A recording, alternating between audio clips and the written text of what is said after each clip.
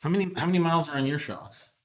Just coming up on 100,000. So someone's asking, at what mileage would you proactively replace OEM shocks on a B8S4 running 034 springs?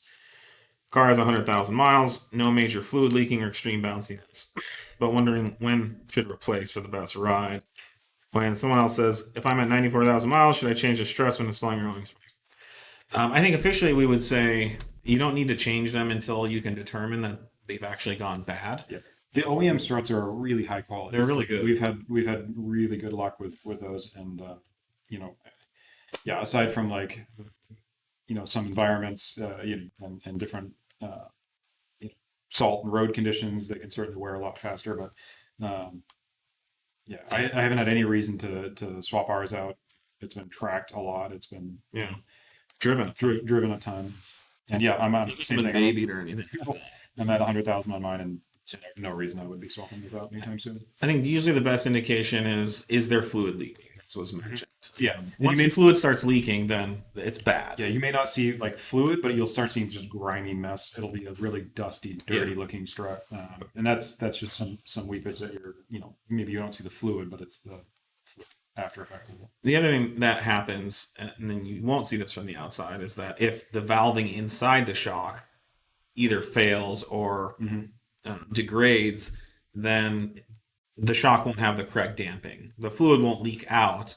But for example, if you remove that valving, the shock shaft would just go in and out of the housing effortlessly because there would be no resistance inside. So, if you've got some extra money and you wanna feel that you're getting the best performance, I think putting new ones in at 100,000 definitely wouldn't hurt anything other than your pocketbook.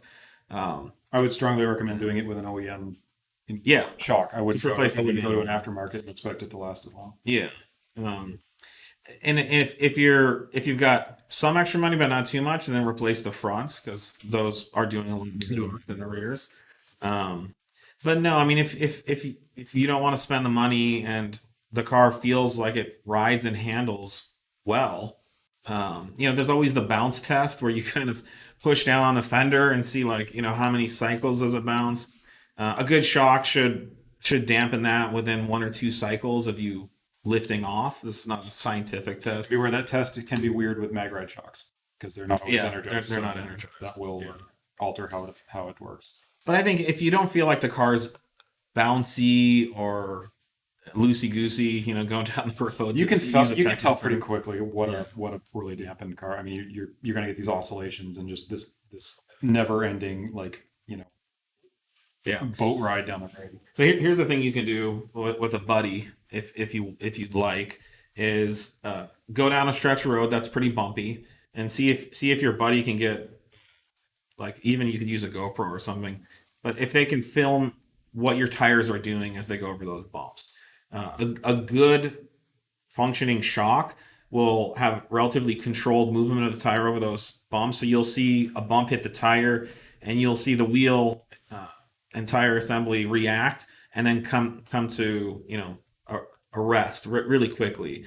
If you have a bad shock, you'll just see that tire just start bouncing like that off the road. Right. And I don't know if you've been on the freeway and you've seen someone next to you and one of their front right tires just bouncing up and down like massively bent wheel and a blown. That's just a completely blown shock. So, but again, if it's that bad, you would feel it. I think generally we're talking about automotive enthusiasts here. You're really in tune with what the car's doing. But we're not here to tell you to just waste your money. We're not about that.